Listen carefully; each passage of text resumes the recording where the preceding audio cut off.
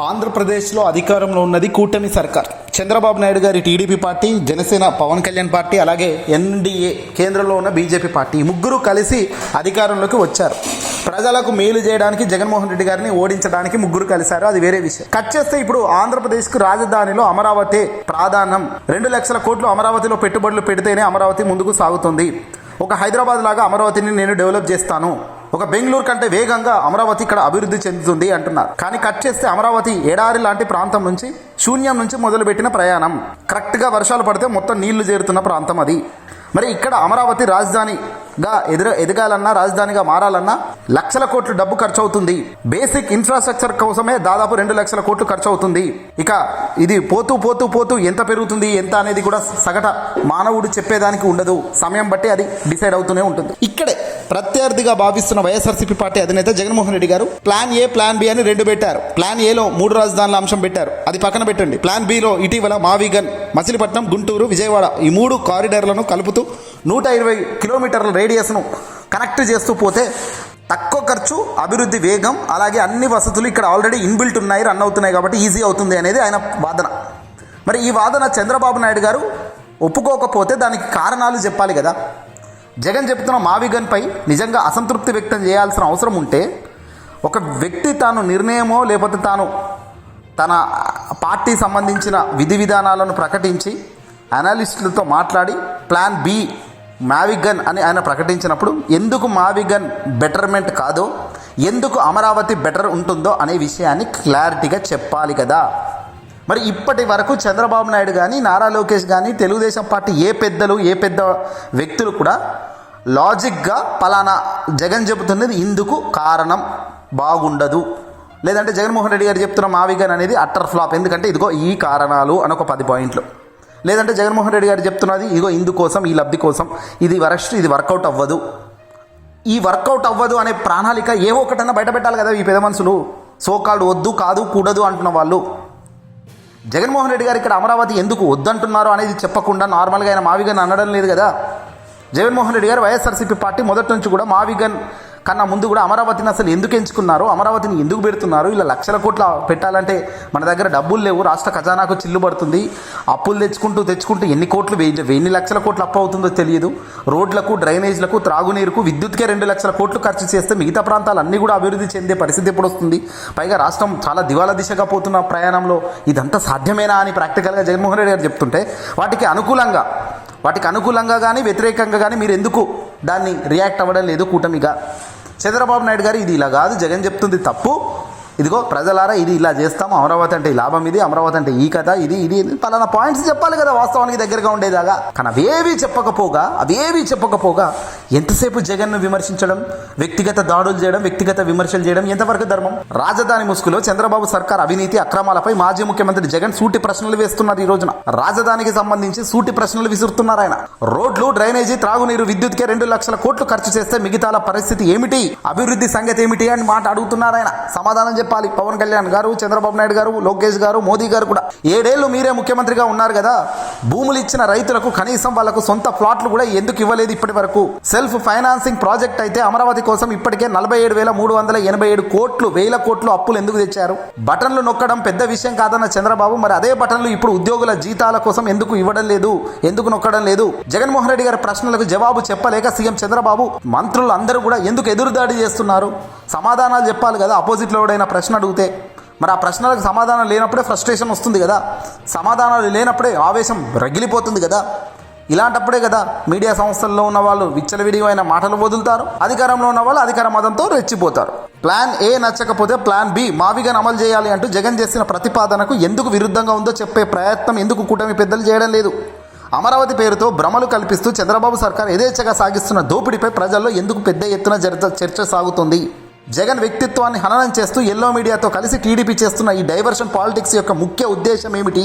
జగన్ ప్రతిపాదించిన రాజధాని కారిడార్ మావిగన్ పర్ఫెక్ట్గా ఉందని, ఆచరణాత్మకమని, మేలు చేస్తుందని అంతటా చర్చ జరుగుతున్నప్పుడు అది ఎందుకు మేలు చేయదు అనే అంశాలు కూడా కూటమి వాళ్ళు ఒక్క పాయింట్ కూడా చెప్పడం లేదు కదా.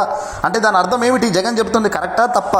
హైవే, అంతర్జాతీయ విమానాశ్రయం, పోర్టు లాంటివి ఉన్నందున రాష్ట్రానికి గ్రోత్ ఇంజన్గా మారుతుందన్న పరిశీలకులు అంటున్నప్పుడు ఈ మాటలు అబద్ధమని తేల్చాల్సిన విషయం, ఆ బాధ్యత కూడా కూటమి వాళ్ళకు ఉంటుంది. కానీ ఇది ఎందుకు చేయడం లేదు? ఎందుకంటే అది వాస్తవానికి దగ్గరగా ఉంది కాబట్టి. ఇక్కడ మొదటి ప్రశ్న 15 ప్రశ్నలు సంధిస్తుంది వైసీపీ జగన్మోహన్ రెడ్డి గారి తరఫున. ఇక్కడ నుంచి సమాధానాలు వస్తాయా రావా అనేది చూద్దాం. మొదటి ప్రశ్న, ఆచరణ సాధ్యం కాదని తెలిసి అమరావతి పేరుతో చంద్రబాబు భ్రమలు కల్పిస్తూ రాజధాని ముసుగులో కమిషన్ల పర్వానికి తెరదీసి రాజధాని తొలి విడత తీసుకున్న 50,000 ఎకరాలు కేవలం రోడ్లు, కరెంటు, మరుగునీటి వ్యవస్థ, త్రాగునీటి సరఫరా, వరద నీటి మళ్లింపు నాటి కనీస మౌలిక సదుపాయాలు కల్పనకు అయ్యే ఖర్చు కేంద్రానికి చంద్రబాబు ఇచ్చిన డిపిఆర్ ప్రకారమే ఎకరాకు 2 కోట్లట. అంటే 50,000 ఎకరాలకు అయ్యే కోట్లు 1,00,000 కోట్లకే దిక్కులేదు.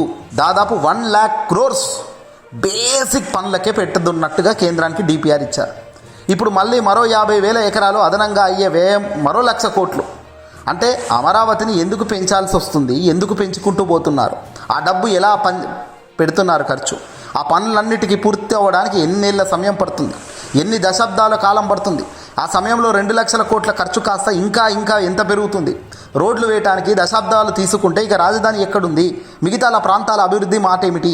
ఈ ప్రశ్నకు జవాబు చెప్పాల్సిన అవసరం ఉంది. రెండో ప్రశ్న, 7 ఏళ్ళు మీరే ముఖ్యమంత్రిగా ఉన్నారు కదా, 2014 నుంచి 2019 దాకా మీరే ఉన్నారు, ప్రస్తుతం 2 సంవత్సరాలు మీరే ఉన్నారు. మొదటి విడత 5 ఏళ్ళు, ఇప్పుడు 2 ఏళ్ళు. మరి భూములు ఇచ్చిన రైతులకు కనీసం వాళ్లకు సొంత ఫ్లాట్లు కూడా వాళ్ళకి కేటాయించలేదు కదా, ఎందుకు ఇవ్వలేదు? రాజధానికి భూములు ఇచ్చిన 50-60 సార్లు CRDA కార్యాలయం చుట్టూ తిరగమని రైతులు కన్నీళ్లు పెట్టుకుంటున్న మాట నిజం కాదా? ఆ దుస్థితి మీ వల్ల ఇది ఎందుకు తీసుకొచ్చారు? దానికి సమాధానం చెప్పాలి. మూడో ప్రశ్న, అమరావతి సెల్ఫ్ ఫైనాన్స్ ప్రాజెక్ట్ అని చంద్రబాబు పదే బల్లగుద్ది చెబుతున్నారు. సెల్ఫ్ ఫైనాన్సింగ్ ప్రాజెక్ట్ అయితే అమరావతి కోసం ఇప్పటికే 47,387 కోట్లు అప్పు ఎందుకు చేస్తున్నట్టు? అప్పులు కాకుండా రాష్ట్ర బడ్జెట్ల నుంచి కేటాయింపులు ఎందుకు చేస్తున్నట్టు? సెల్ఫ్ ఫైనాన్స్ ప్రాజెక్ట్ అయితే రాజధాని కోసం తెస్తున్న రుణాలకు రాష్ట్ర ప్రభుత్వం నుంచి గ్యారంటీలు ఎందుకు ఇస్తున్నారు? భూములు అమ్మి డబ్బు తెస్తామని నమ్మబలికి ఇన్ని వేల కోట్ల రూపాయలు అప్పులు ప్రభుత్వ ఖజానాపై ఎందుకు భారం మోపుతున్నట్టు? సెల్ఫ్ ఫైనాన్స్ ప్రాజెక్టే అయితే ఇప్పటి వరకు అమ్మిన భూములు ఎన్ని? మీ విజనరీ ఆలోచనల ద్వారా అమరావతి ప్రాజెక్టు నుంచి ఇప్పటి వరకు ఎంత డబ్బులు వచ్చాయి? 1,00,000 ఎకరాల అమరావతిలో ఇంతవరకు కట్టిందెంత? అమరావతి మానసాపుత్రిక పెట్ ప్రాజెక్ట్ అంటూ ఇంతవరకు మీరు చేసిన పనులేమిటి? దీనికి ప్రశ్నలు చెప్పాల్సిన అవసరం ఉంది చంద్రబాబు నాయుడు గారు. 4వ ప్రశ్న, అమరావతి పనుల్లో దేశంలో ఎక్కడా లేని విధంగా చదరపు అడుక్కు ఏకంగా SFTకి 11,000 నుంచి 14,000 వరకు ఖర్చు చేస్తున్నారు కదా. దేశంలో 6 వనరులతో జాతీయ రహదారులకు కిలోమీటర్ 20 కోట్ల చొప్పున, అంటే ఒక్కో కిలోమీటర్కి 20 కోట్ల చొప్పున national highway authority of India నిర్మిస్తుంటే అమరావతిలో కిలోమీటర్కు ఏకంగా 53 కోట్ల చొప్పున ఖర్చు చేస్తున్న మిమ్మల్ని ఏమనాలి? National highway authority of India ఏకంగా రోడ్లు కాంట్రాక్టు చేస్తూ రోడ్లు వేయడానికి కిలోమీటర్కు 20 కోట్లు వాళ్ళు తీసుకుంటుంటే అమరావతిలో కిలోమీటర్కు 53 కోట్ల చొప్పున ఖర్చు చేస్తున్న మీ వైన్యానికి సల్యూట్ కొట్టాల్సిన పనుందా లేదా? అంత ఖర్చు ఎందుకు అవుతుంది? ఏ స్కాముల వల్ల అది ఎగబాకుతోంది? 5వ ప్రశ్న, అమరావతి రాజధాని టెండర్లు ఒకసారి గమనిస్తే 2018లో ఏ పనులు ఎవరు చేశారు? 2024 టెండర్లు రద్దు చేసిన తర్వాత కూడా ఇప్పుడు వారికే అవే పనులు సంబంధించిన టెండర్లు దక్కుతున్నాయి. ఇది గూడుపురాని కథ కాదా? మాఫియా వ్యవహారం కాదా? ఒకవైపు అనూహ్యంగా 2 టెండర్లను రద్దు చేసి అంచనా ఖర్చులు పెంచేస్తూ మరోవైపు కాంట్రాక్టర్లను సిండికేట్ చేస్తున్నారు. 2018లో పనులు దక్కించుకున్న కాంట్రాక్టర్లకే మళ్ళీ అధిక ధరలు కట్టబెడుతున్నారు. ఇది అత్యంత భయంకరమైన దోపిడీ కాదా? రాజధానిలో కేవలం గవర్నమెంట్ కాంప్లెక్స్, సచివాలయ టవర్లు. ఇక 6వ ప్రశ్న చూద్దాం. రాజధానిలో కేవలం గవర్నమెంట్ కాంప్లెక్స్, సచివాలయ టవర్లు, అసెంబ్లీ, హైకోర్టు భవనాలకు డిజైన్లకే, కేవలం గవర్నమెంట్కు సంబంధించిన కాంప్లెక్స్లు, సచివాలయ టవర్లు, అసెంబ్లీ, హైకోర్టు భవనాలకు డిజైన్లకు మాత్రమే 401 కోట్లు ఖర్చు చేశారు. దేశంలో ఎక్కడైనా డిజైన్లకు ఇంతలా ఖర్చు చేసిన దాఖలాలు ఉన్నాయా? ఇందులోనైనా దోపిడీకి పాల్పడుతున్నారా? 7వ ప్రశ్న, బటన్లు నొక్కడం పెద్ద విషయం కాదు. జగన్ గతంలో బటన్లు నొక్కేవాడు, మేము బటన్లు నొక్కడం పెద్ద విషయం ఏమి కాదు అని చంద్రబాబు గతంలో చెప్పినారు కదా. ఎవరైనా నొక్కుతారు బటన్లు. తాను అధికారంలోకి వస్తే సంపద సృష్టిస్తానని ఎన్నికలకు ముందు చంద్రబాబు ఇచ్చిన హామీల్లో ఇది కూడా ఒకటే. మరి 2 ఏళ్ళు పూర్తి కాకముందే చంద్రబాబు సర్కార్ చేసిన అప్పులు 3,37,000 కోట్లకు, 3 లక్షల కోట్లు దాటి 37,000 కోట్లు అదనంగా చేరిందంటే 3,37,000 కోట్లు పోతే అప్పు చేస్తే కానీ ఉద్యోగులకు జీతాలు కూడా ఇవ్వలేని దుస్థితి తీసుకొచ్చిన చంద్రబాబు మరి ఇలాంటి పరిస్థితుల్లో రాజధాని నువ్వు ఎలా నిర్మిస్తావు? రైతులు, అక్కజెల్లమ్మలు, విద్యార్థులు సంక్షేమ మాట ఏమిటి? శిథిలమవుతున్న స్కూళ్ళు, ఆసుపత్రుల పరిస్థితి ఏమిటి? ఆరోగ్యశ్రీ పరిస్థితి ఏమిటి? ఉద్యోగులకు ఇవ్వాల్సిన 36,000 కోట్ల బకాయిల పరిస్థితి ఏమిటి? ఇక తప్పనిసరిగా ప్రభుత్వం చేయాల్సిన బాధ్యతలు పరిస్థితి ఏమిటి? ఎమర్జెన్సీ సిచ్యువేషన్లో మనకు అండగా ఉండాల్సిన ఆర్థిక కోణం కూడా దెబ్బతింటున్న వైన్యం కనబడుతుంటే రాజధానికే ఖర్చు చేస్తూ పోతూ రాష్ట్రంలో మిగతా ప్రాంతాలకు ఏం కావాలి, ఏమైపోవాలి? 8వ ప్రశ్న. రాజధానికి 2015లో సమీకరించిన 50,000 ఎకరాల్లో ప్రపంచంలో ఎక్కడా లేని రీతిలో అత్యున్నతమైన రాజధానిగా అమరావతి నిర్మిస్తామని చంద్రబాబు పదే పదే గొప్పగా ప్రకటించారు. బాహుబలి సినిమాను తలదన్నే రీతిలో డిజైన్లతో మాయ చేశారు. ఇప్పుడేమో 50,000 ఎకరాలకే పరిమితం అయితే అమరావతి మున్సిపాలిటీగా మిగిలిపోతుందని అదే చంద్రబాబు చెబుతున్నారు. ఇప్పుడొక మాట, ఇప్పుడొక మాట.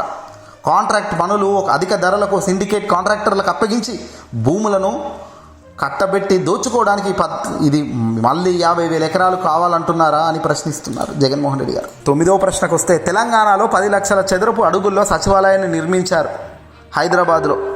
అందులో ఇంకా స్థలం ఖాళీగా ఉంది. కానీ రాజధాని అమరావతిలో 52.20 లక్షల చదరపు అడుగుల్లో సచివాలయం కట్టే పనులను కాంట్రాక్టర్లకు చంద్రబాబు సర్కార్ అప్పగించింది. ఇంత భారీ ఎత్తున నిర్మిస్తూ పెద్ద ఎత్తున ఖర్చు చేయడం కమిషన్ల కోసం కాదా చంద్రబాబు అని జగన్ ప్రశ్నిస్తున్నారు. ఇక 10వ ప్రశ్న. రాజ్యాంగంలో దేశ రాజధాని అని ఉంటుందేమో కానీ ఎక్కడ కూడా రాష్ట్రాలకు రాజధాని ప్రస్తావన లేదు. సాక్షాత్తు కేంద్ర ప్రభుత్వమే రాజధాని అనేది రాష్ట్రాల ఇష్టం అంటూ అధికారికంగా రాష్ట్ర హైకోర్టులో 2020 ఆగస్టు 19న కౌంటర్ అఫిడవిట్ దాఖలు చేసింది. కేంద్రం 2000 సంవత్సరంలో కొత్తగా ఉత్తరాఖండ్, జార్ఖండ్, ఛత్తీస్గఢ్ రాష్ట్రాలను ఏర్పాటు చేసింది. ఆ రాష్ట్రాలకు రాజధానులను కేంద్రం నిర్ణయించలేదు. ఆ రాష్ట్రాలే రాజధానిపై నిర్ణయం తీసుకున్నాయి. మరి ఎవరికి వర్తించదని, కేవలం మన రాష్ట్రానికి మాత్రమే ఎందుకు వర్తిస్తుందని, ఎలా వర్తిస్తుందని ప్రశ్నించారు జగన్మోహన్ రెడ్డి గారు. 11వ ప్రశ్న. అమరావతిని రాష్ట్ర రాజధానిగా పేర్కొంటూ ఆంధ్రప్రదేశ్ పునర్విభజన చట్టం 2014 సవరించాలని కోరుతూ తీర్మానం చేసేందుకు ప్రత్యేకంగా అసెంబ్లీ సమావేశం నిర్వహించారు. మరి అదే చట్టసభలో భాగమైన శాసనమండలి సమావేశానికి ఎందుకు నిర్వహించలేదు? రాజధాని ముసుగులో ముఖ్యమంత్రి చంద్రబాబు సాగిస్తున్న అవినీతి అక్రమాలకు కడిగి పారేస్తారనే భయంతోనే కాదా? ప్రశ్న 2వ. ఇక 12వ ప్రశ్న. రాజధాని తొలి విడత భూసేకరణ చేసింది 11 ఏళ్లు పూర్తవుతుంది. చంద్రబాబు ఏ దేశంలో వెళ్తే ఆ దేశం బొమ్మలు చూపించి అమరావతిని అలా అభివృద్ధి చేస్తానంటూ ఊదరు కొడతారు. ఆ దేశాలు ఎక్కడేమైనా కనబడుతున్నాయా? ఆ దేశాలు ఇక్కడేమైనా కనబడుతున్నాయా? కనీసం భూములు ఇచ్చిన రైతులకు చెప్పిన హామీలైనా అమలు చేశారా? 13వ ప్రశ్న. ప్రపంచంలో ఎక్కడైనా రాజధాని నగరాన్ని నిర్మించిన దాఖలాలు ఎక్కడైనా ఉన్నాయా? రాజధానిలో అసెంబ్లీ, హైకోర్టు, సచివాలయం లాంటి ప్రభుత్వ భవనాలు, ఉద్యోగుల క్వార్టర్స్ నిర్మిస్తున్నారు. ఆ తర్వాత కాలం గడిచే కొద్దీ వివిధ ప్రాంతాల నుంచి వచ్చే ప్రజలతో నగరం తనను తాను నిర్మించుకుంటుంది తప్ప కొత్తగా మనం నిర్మించాల్సిన అవసరం ఏమి ఉండదు. కానీ ఇక్కడ ఈ పెద్ద మనిషి ఎడారి నుంచి నగరాన్ని నిర్మిస్తాడట. హైటెక్ సిటీ హైదరాబాద్ లాంటి, చెన్నై లాంటి, బెంగళూరు లాంటి వాటికి తల్లిదండ్రులా దీన్ని తయారు చేస్తానని చెబుతున్న మాటలకున్న సత్యం విలువ ఎంత? హైదరాబాద్ తీసుకున్న, బెంగళూరు, చెన్నై, ముంబై ఇలా ఏ మహానగరాలుగా తీసుకున్నా అవన్నీ కూడా వాతంతట అవే మహానగరాలుగా అభివృద్ధి చెందాయి. 1,00,000 ఎకరాల్లో రాజధాని నిర్మించడం సాధ్యం కాదని తెలిసి కూడా భ్రమలు కల్పించడం, ప్రజలను మోసం చేయడం కాదా చంద్రబాబు అంటూ జగన్ 13వ ప్రశ్నలో ప్రశ్నిస్తున్నారు. ఇది రాష్ట్రానికి రాజధాని లేకుండా చేయడానికి కుట్ర చేయడం కాదా? ఇక 14వ ప్రశ్న. ఒక రాజధానికి 2 లక్షల కోట్లు ఖర్చు చేయాలనుకుంటున్నప్పుడు కేవలం 5,000 కోట్ల వ్యయంతో పూర్తయ్యే మెడికల్ కాలేజీ నిర్మాణాన్ని ఎందుకు ఆపేస్తున్నావు? డబ్బులు లేవని చెప్పి. మరి వాటిని ఎందుకు ప్రైవేటీకరణ చేయాలనుకుంటున్నావు? కమిషన్ల కోసం కాదా? 5,000కు సంబంధించి 5,000 కోట్లు ఖర్చు చేస్తే మెడికల్ కాలేజీలు పూర్తయితాయి అని తెలిసినప్పటికీ 5,000 కోట్లు ఖర్చు చేసేందుకు మనసు ఒప్పుకోవడం లేదు. కానీ రాజధాని మాత్రం 2 లక్షల కోట్లు ఖర్చు చేసి రాజధాని కడతానంటూ పోతున్నావు. మాటలు నీ ఊకదంపుడు ఉపన్యాసాలు నిజంగా నీ మేలు కోసమా, ప్రజల మంచి కోసమా అన్నది ఇక్కడ ప్రజలు గమనిస్తూనే ఉన్నారు. ఇక చివరిగా 15వ ప్రశ్న. కేంద్రం నియమించిన శివరామకృష్ణన్ కమిటీ సారాంశం మొత్తం విన్నా పంట పొలాల్లో గ్రీన్ఫీల్డ్ రాజధాని నిర్మాణాన్ని పూర్తిగా వ్యతిరేకించింది. కమిటీ నివేదికను వక్రీకరించి 1,00,000 ఎకరాల్లో రాజధాని నిర్మాణం చేపట్టడం స్కాముల కోసం కాదా? ఇదంతా చంద్రబాబు తన సొంత లాభాల కోసం, తన నమ్మిన వాళ్ళను బతికించుకోవడం చేస్తున్న ఒక పెద్ద గేమ్ కాదా? ఈ గేమ్లో రేపొద్దున రాజధాని ఉంటుందో ఉండదో దేవుడెరుగు. ప్రజల జీవితాలతో 5 కోట్ల మంది ప్రజలకు మనోభావాలను దెబ్బతీసే కార్యక్రమం చేస్తున్న ఈ వ్యక్తి అధికారంలో ఉంటే జరిగే నష్టం ఎంత అనేది గతంలో చెప్పి మొత్తుకున్నప్పటికీ అనుకోకుండా జరగాల్సిన నష్టం జరగడం వల్ల ఈరోజు అధికారం తన చేతిలో ఉండడం వల్ల తాను రెచ్చిపోయే పరిస్థితి ఉంటుంది. ఏదేమైనా కాలం ప్రతిదీ సమాధానం చెబుతుంది. కాలం అన్నిటికీ వేగంగానే తీర్పు కూడా రంగరించి ఇస్తుంది.